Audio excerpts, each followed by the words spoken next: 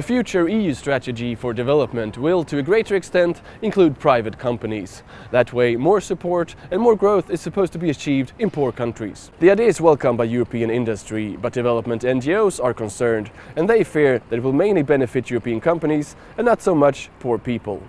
It's the Croatian Commissioner Neven Mimica, here seen during a visit in Guinea, who will be the man in charge of the EU's future development policy. A policy where the private sector, through investments and trade, will play a key role in helping poor countries develop.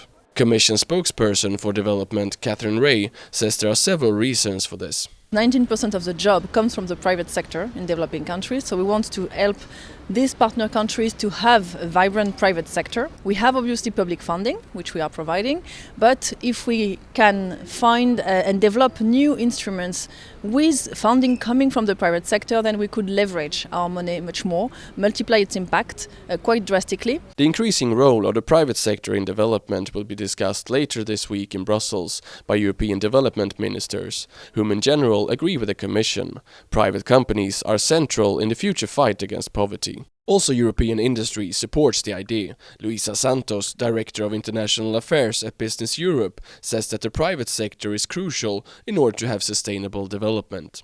That can only be achieved by the participation of companies. If you want to ensure that you have conditions on the ground for the countries and the populations to continue to develop new business opportunities, to improve their living conditions, to have better paid jobs, also in the areas of skills, you need to have the private investor involved.